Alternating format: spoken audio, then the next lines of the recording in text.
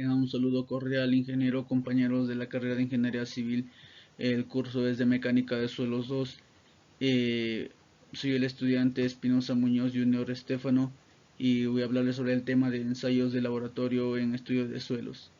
¿Qué son los ensayos en laboratorio? ¿No? Son todos aquellos que nos permite estudiar las propiedades del suelo a través de muestras. Estas muestras suelen ser más inalteradas y que son provenientes de un terreno que está en objeto de análisis, ¿no? Y esto se suele realizar en ambientes más controlados, que lo que vendría a ser son los laboratorios, ¿no? Bueno, voy a empezarles a hablar sobre lo que sería el ensayo de humedad natural. ¿Cuál es el objetivo de este ensayo? Es determinar el contenido de agua presente en una muestra de suelo, ¿no? Los equipos que se utilizan para este ensayo es el horno de secado, recipientes de muestreo, unos guantes, una balanza de precisión y herramientas menores, ¿no? El procedimiento. Primeramente se selecciona un recipiente de referencia y masa conocida, ¿no? Una vez seleccionada nuestra muestra, se deposita la misma dentro del recipiente y se determina la masa del conjunto, o sea, el recipiente más la muestra. Luego se procede a dejar el recipiente con la muestra dentro del horno a una temperatura constante, ya sea de 110 más o menos 5 grados centígrados aproximadamente, ¿no? Luego se debe dejar en el horno el tiempo suficiente para que se alcance una masa constante, para así tener una seguridad de lo anterior que se debe hacer. Esa masa debe estar en intervalos de tiempo también, ¿no? Una vez que haya secado el material, se retira del horno y se deja secar a temperatura constante para luego determinar su peso, que sería el peso seco, ¿no? Porque el horno ya lo ha secado prácticamente nuestra muestra. Los cálculos para poder determinar el contenido de humedad se deben conocer, o sea, según los siguientes datos, ¿no? Lo que tenemos es la masa del recipiente, que se halla en gramos, la masa del recipiente más suelo húmedo, que también es en gramos, la masa del recipiente más suelo seco en gramos, la masa del agua, que es en gramos, la masa de partículas de suelo en gramos. El contenido de humedad del suelo se calcula mediante la siguiente ecuación, que sería la masa del recipiente más suelo húmedo menos la masa del recipiente más suelo seco sobre la masa del recipiente más suelo seco menos la masa del recipiente, todo esto multiplicado por 100. Ahí es lo que obtendríamos nuestro contenido de humedad del suelo, ¿no? Ahora les voy a hablar sobre el ensayo de peso unitario. Bueno, el ensayo de peso unitario se puede definir como la masa de un volumen unitario de suelo, ¿no? En la cual el volumen incluye el volumen de las partículas individuales y el volumen de vacíos entre partículas, bien ya que estos vacíos estén llenos de agua, para lo cual sería el peso unitario saturado o que estén secos para un peso unitario seco, ¿no? Tenemos tres pesos unitarios prácticamente, que sería primero el peso unitario saturado, que se define como el peso de la masa de un suelo saturado por unidad de volumen, donde los vacíos están llenos de agua. Luego tenemos el peso unitario húmedo, que se define como el peso de la masa del suelo por unidad de volumen, donde los vacíos del suelo contienen tanta agua como también aire, ¿no?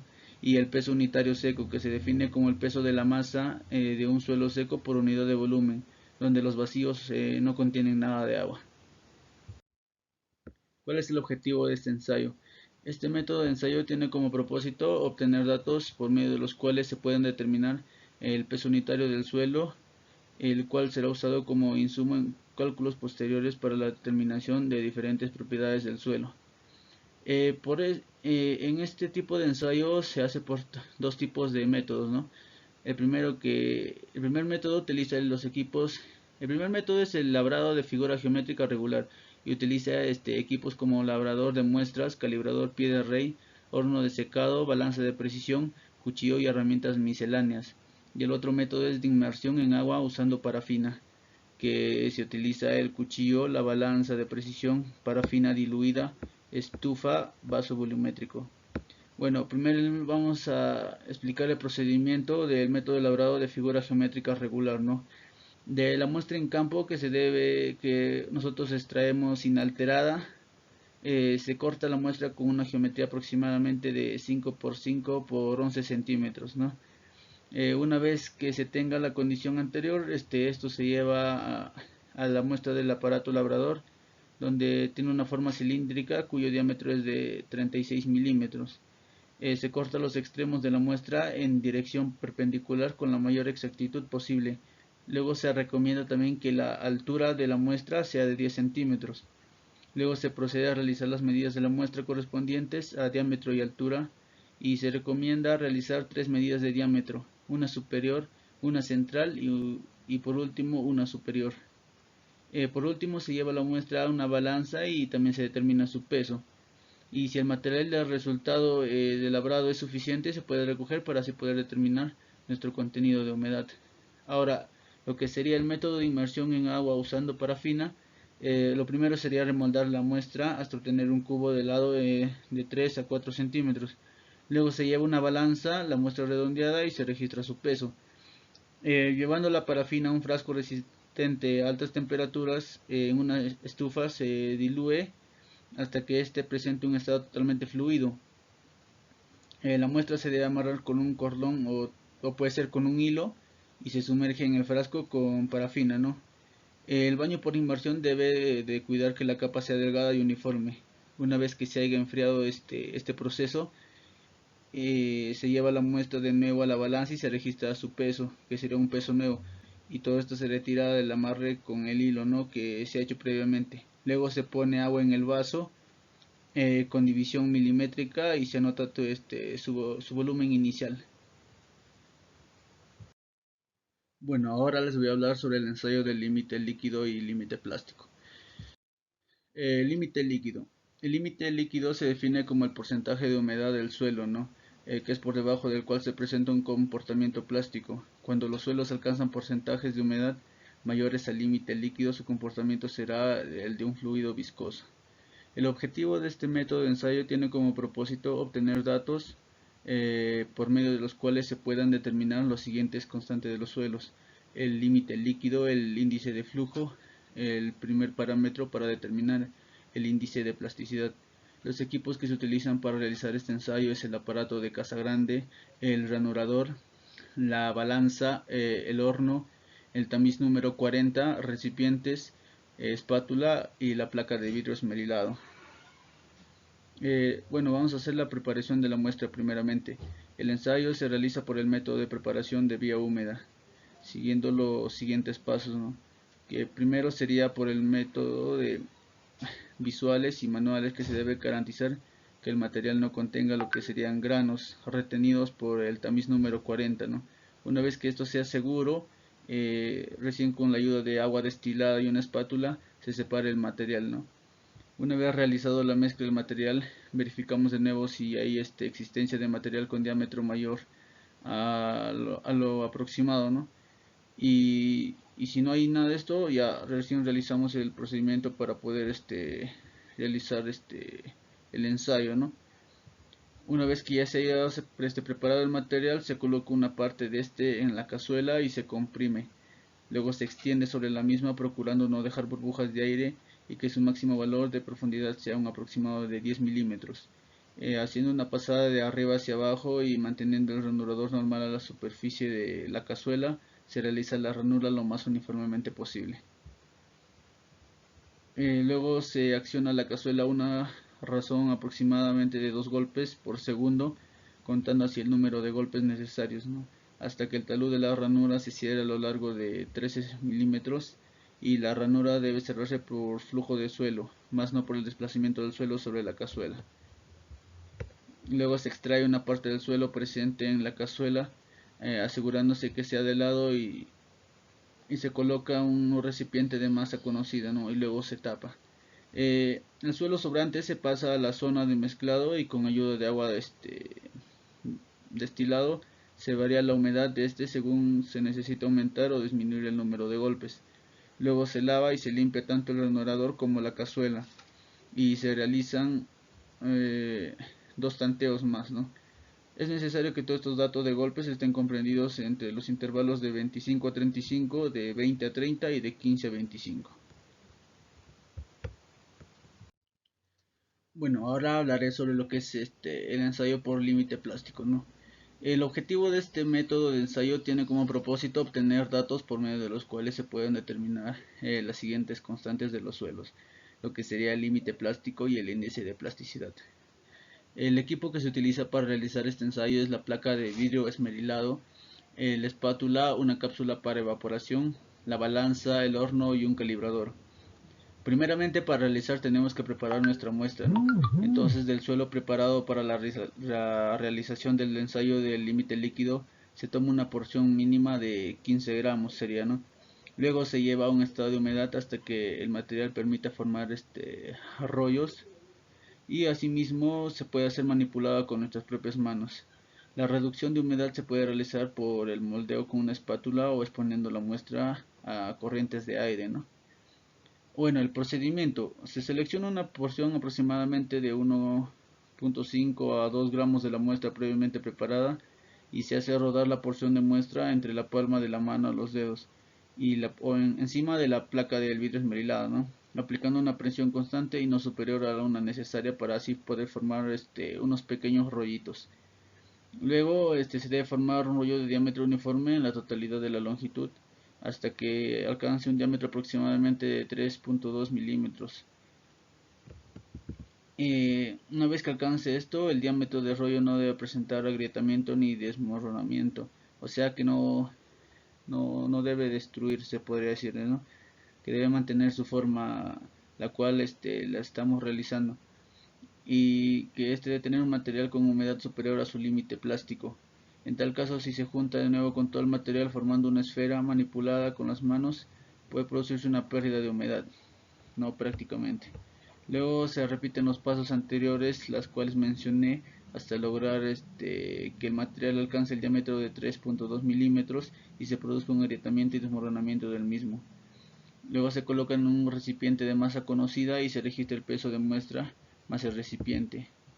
Luego se repite todo esto, ¿no? Para así poder obtener lo que sería el límite plástico. Bueno, ahora les voy a hablar sobre lo que sería el ensayo de análisis granulométrico, ¿no? El ensayo de análisis granulométrico consiste en la separación de las partículas de suelo por rangos de tamaños, haciendo uso de mallas o tamices con aberturas cuadradas. Mediante procesos de agitado se lleva a cabo la separación de las partículas en lo que serían porciones, ¿no? Con la ayuda de los tamices.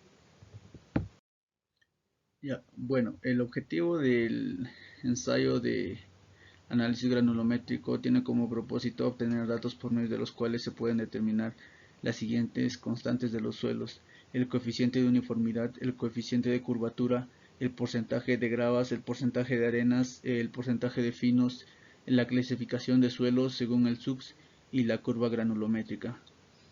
El equipo que utilizamos para este ensayo es el juego de tamices, el aparato agitador, el horno de secado, recipientes de muestreo, la balanza, un cepillo de alambre y una brocha de pelo delgado, ¿no?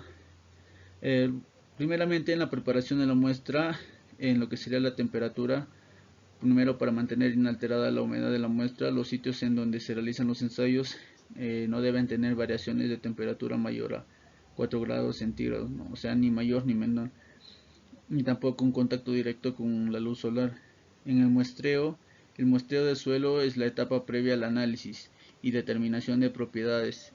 Es probablemente que la fase más importante para la obtención de los datos para análisis puedan considerarse seguros y poder hacer un dictamen verídico, ¿no?, sobre lo que sería el suelo en análisis. La preparación de la muestra se llevará a cabo por el método de cuarteo, y una vez esta sea realizada se procederá a separar la muestra en lo que serían finos y gruesos por medio del método de lavado, ¿no? El procedimiento primero sería por un suelo retenido en el tamiz número 10. Se prepara la serie de tamices a utilizar, teniendo en cuenta una tabla o unas ciertas normas, ¿no? Luego se tomarán los tamices desde el número 10 hasta el tamiz número 3. El material que ha sido definido y preparado para realizar el ensayo de depósito desde la parte más alta de la torre de los tamices y así ajustar la tapa superior, ¿no? Eh, Bien sea de manera mecánica o de una manera manual, se lleva a cabo todo este proceso del tamizado. Y si el proceso de tamizado es manual, se recomienda que se debe realizar movimientos que produzcan una suficiente vibración, ¿no?, para poder para poder realizar el desplazamiento de las partículas de un lugar a otro a través de las mallas. que vaya pasando, ¿no?, de las mallas de la superior hasta la inferior, con la ayuda de los tamices también para la medición y también de la balanza, que va a tener la precisión de 0.01 gramos. Se procederá a realizar las pesadas de los materiales retenidos en cada malla, ¿no? Esta operación se va realizando primeramente desmontando los tamices de mayor diámetro y depositando su contenido en recipientes puestos sobre la balanza, y así vamos registrando su peso del material. Una vez que se produzca la mezcla y esté seguro de que esté presente humedecimiento superficial de las partículas, se dejará reposar primeramente un poco para que la mezcla por un periodo de 12 horas sea como mínimo prácticamente, ¿no? Terminando este proceso de periodo de saturación, se debe depositar la mezcla sobre el tamiz número 200, realizando el proceso de lavado que se explicó en el procedimiento A, ¿no? Una vez que se haya logrado el lavado de la muestra, esta se deposita en un nuevo recipiente y así va a presentar una adherencia a las partículas.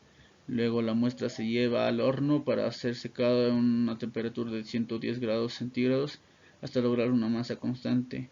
Una vez que se encuentre el material a temperatura ambiente, se prepara la serie de tamices desde el número 20 hasta el 200 y se dispone por la parte superior, bien sea de manera mecánica o de manera manual, ¿no?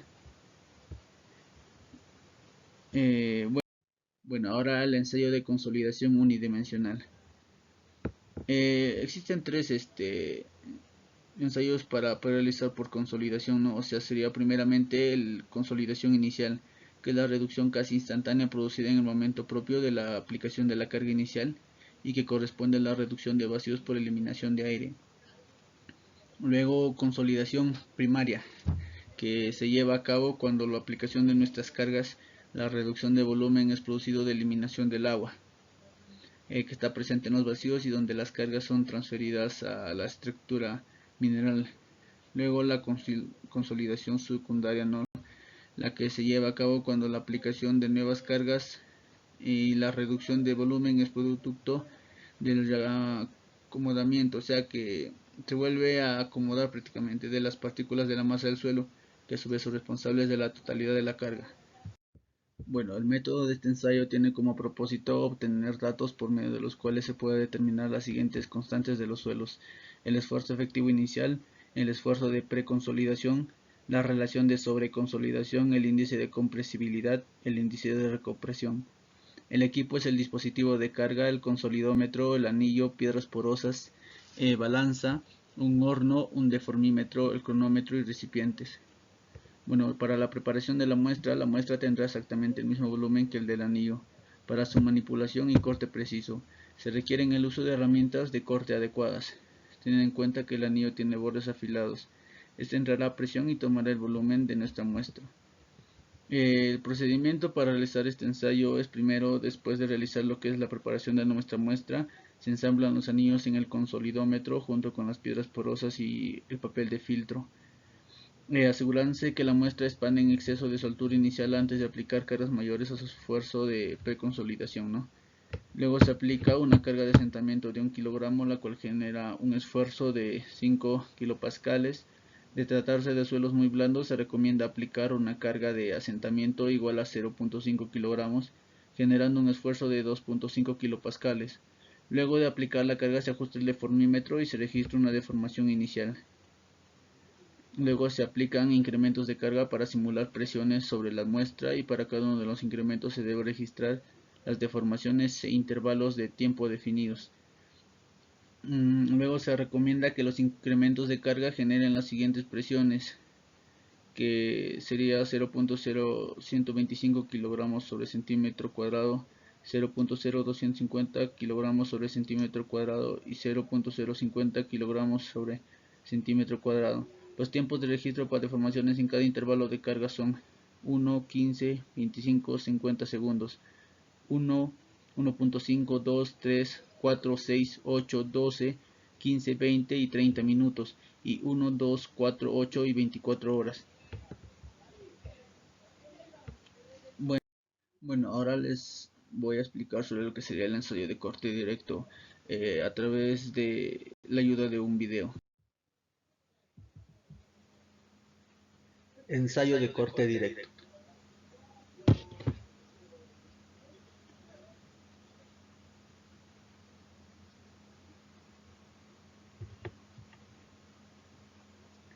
En el presente video explicaremos en qué consiste un ensayo de corte directo para una muestra de suelo y cómo se hace este procedimiento. La finalidad de los ensayos de corte es determinar la resistencia de una muestra de suelo sometida a fatigas y deformaciones que disimulen las que existen o existieron en el terreno de la muestra al aplicar una carga, en conclusión, el esfuerzo cortante del suelo. Hay tres tipos de clasificación según si existe el drenado o consolidación de la muestra. El primero es el no consolidado no drenado. Es un ensayo rápido donde el corte se inicia antes de consolidar la muestra bajo la carga normal, generando exceso de presión de poros. No se permite el drenaje de la muestra. El segundo es consolidado no drenado.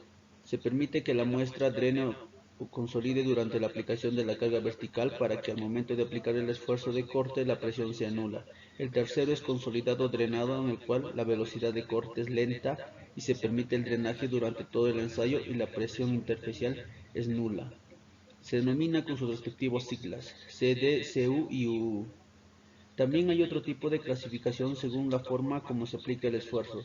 El primero es el ensayo de tensión controlada, en el cual se aplica el esfuerzo horizontal y se miden las deformaciones hasta llegar hasta la estabilización. Luego se aumenta la fuerza horizontal y así sucesivamente. El segundo es el ensayo de deformación controlada, en el cual la mitad de la caja se desplaza a una velocidad determinada. Los esfuerzos horizontales se van midiendo con un anillo manométrico conectado en serie con la fuerza horizontal. Eh, para este ensayo, los instrumentos que vamos a necesitar es en la muestra del suelo, sería lo que es la máquina de corte directo, una caja de corte, una balanza, una tara, un cronómetro, una espátula y un horno. El ensayo que será en el video será una muestra de suelo no consolidada, no drenada, y el ensayo de deformación controlada. Aquí podemos ver la muestra del suelo con la que haremos el ensayo y las piezas que conforman la caja de corte directo. Primero está la muestra del suelo, después a su derecha está el muestrador, seguido de están los tornillos con los que se alineará la caja de corte, después sigue la caja de corte y por último las placas de transferencia de carga.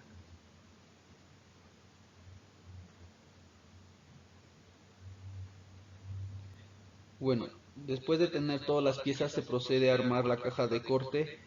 Primero se ponen las placas verticales, luego se ponen lo que son las transferencias de carga en la parte inferior, después se pone en la parte superior de la caja y se alinea con los tornillos. Después de que se alinea, se pone el muestreador para así poder echar la muestra correctamente. Después de echar una cantidad moderada del suelo, se llena la caja de corte directo, se ponen las placas de transferencia de carga y con una de estas se ayuda a meterle presión y hacerle una carga vertical para así compactar.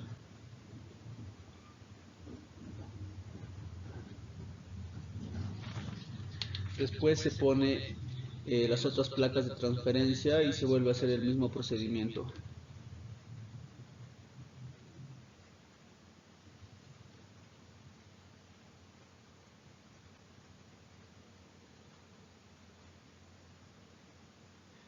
Bueno, al tener la caja de corte directo lista, se procederá a llevarlo al equipo de corte directo, donde se pone esta caja en una caja más grande y esta debe encajar correctamente como lo vemos en el video.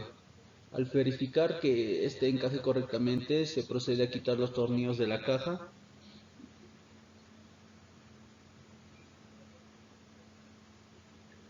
Bueno, al tener la caja puesta correctamente, se procederá a dar unas vueltas a la manecilla para que termine de encajar. Seguido de esto, se escoge la velocidad a lo que se aplicarán las cargas con la ayuda de la tabla que se tiene en el equipo. La velocidad que se escogió para el ensayo fue de 1000 mililitros por minuto, siendo la tabla el número 464, escogiendo con la ayuda de la perilla. Después se procede a poner el anillo dinamómetro en ceros para que la medida del equipo sean las correctas. Al tener todo esto listo, se procederá a mover la perilla del equipo en forward, es decir, hacia adelante para que comience el ensayo. Inmediatamente se debe tomar también las medidas que parten del dinamómetro, tanto del círculo de afuera como el círculo de adentro. Estas se deben tomar a los 5 o 10 segundos y de ahí en adelante cada 20 segundos.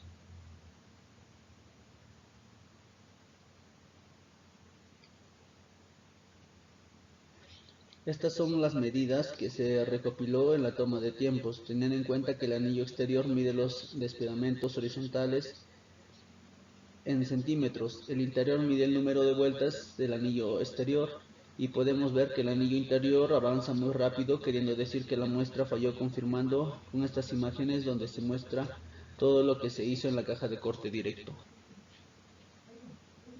Al hallar esto, se procede a poner el equipo en reversa para que vuelva nuevamente lo que se desplazó y podamos sacar la caja de corte del equipo.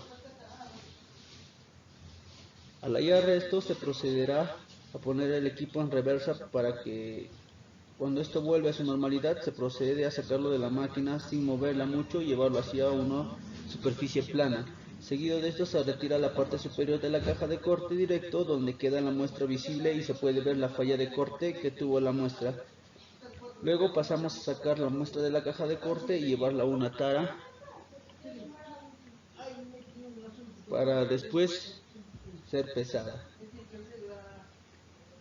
Al quitarla la muestra se queda pegada una placa de transferencia de carga, por lo que debido a esto se retira para que cayera únicamente la muestra del suelo. Luego se llega a ser pesada para tener la masa del suelo de humedad de 144.77, después esto se lleva al horno para ser secada.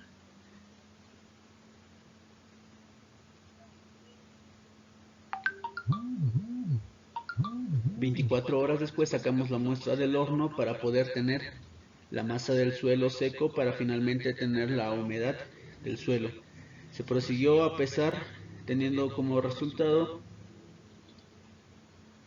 109.64 gramos. Después de terminar el ensayo con los datos obtenidos del equipo de corte directo y la humedad del suelo, se procede a graficar las curvas de deformación para finalmente tener la máxima deformación horizontal. Bueno, ahora les hablaré sobre el ensayo de CBR. El método de CBR es normalmente utilizado para analizar materiales cuyo diámetro máximo de partículas que sean de 3/4 pulgada, existiendo metodologías adicionales para los casos en los cuales no se cumpla con este tipo de granulometría, pero debido a que dichos métodos forman parte del alcance de este manual, no se detallará sobre aquellos, ¿no? Bueno, el objetivo de este método de ensayo tiene como propósito obtener datos por medio de los cuales se pueden determinar las siguientes constantes de los suelos: el contenido de humedad, la densidad humedad y densidad seca, el porcentaje de expansión, el valor de CBR a 0.1 y 0.2 de penetración, la curva de presiones de penetración. El equipo que se utiliza es la máquina de compresión, el molde cilíndrico de compresión, el martillo de compactación, la placa de metal, sobrecargas metálicas, el deformímetro, cilindros de penetración, tamices, horno de secado, recipientes de muestreo, balanza y herramientas menores. Lo primero que se hace es la preparación de la muestra, ¿no? Como ya se mencionó, la muestra de ensayar debe de tener tamaños máximos de partículas de 19 milímetros. Se debe preparar una muestra de masa superior a 5 kilogramos, cuya humedad sea determinada como óptima en un ensayo de compactación, ¿no? El procedimiento primero sería tomar el peso del molde, el cual debe ser un dato para corroborar pues que el molde debe tener en sus paredes exteriores los datos de su peso, altura y volumen.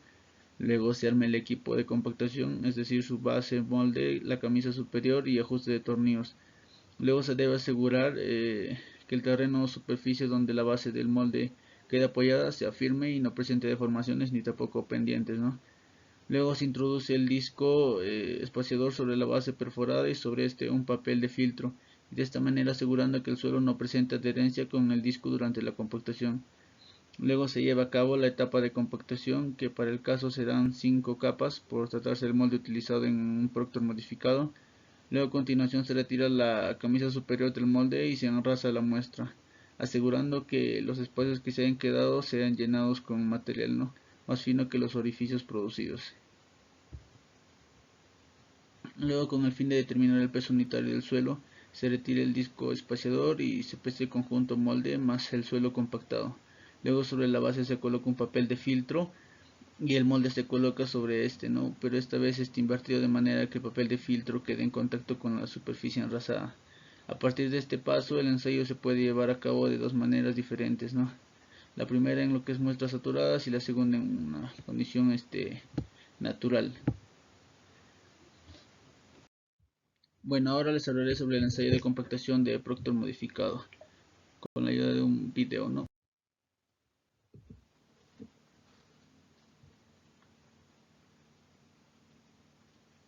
Ensayo de Proctor modificado. Este método describe el procedimiento para la determinación de la relación entre el contenido de humedad y la densidad de suelos compactados. Los materiales que se va a utilizar para realizar este ensayo sería el material del suelo, el 325 gramos de agua, el molde Proctor, el despiece del molde, máquina de compactación de suelos con el pisón, las herramientas de limpieza y compactación, el estufa de secado o el horno. Bueno, ahora el procedimiento a seguir. Primeramente lo que realizamos es humedecer toda la muestra con un 5% de agua. Seguidamente de eso mezclamos el agua con la muestra.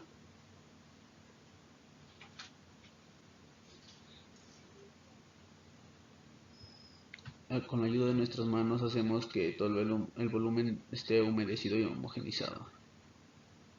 Luego vamos formando una primera capa de la muestra que compactaremos. La máquina comenzará a compactar la muestra al dejar caer sobre esta un pisón de 2,5 kilogramos durante 60 golpes.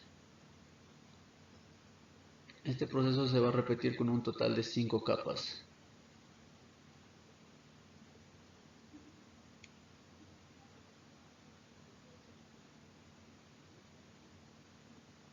Luego sacamos el molde para poder examinar nuestro resultado.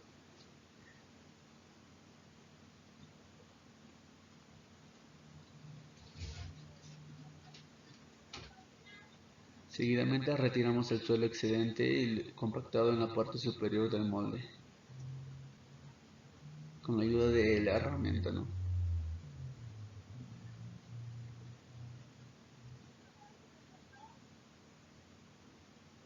Luego vamos a llevarlo a pesarlo, el productor con el material, ¿no?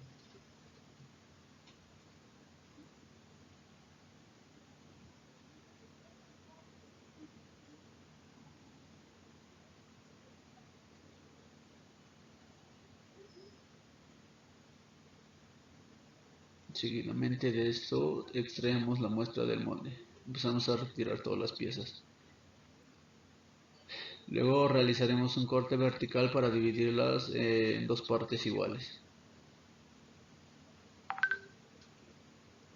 Una de ellas se pesará al momento húmedo, mientras la otra mitad de la muestra se seque en el horno donde permanecerá durante unas horas, así calculas la humedad de la muestra del terreno. Con los datos obtenidos y utilizando fórmulas, vamos a ver lo que es hallar la humedad. Bueno, ahí tenemos una pequeña cartilla donde tenemos los datos, ¿no? La finalidad de este ensayo es conocer la humedad óptima para lograr un suelo compacto sobre el que podemos edificar una construcción.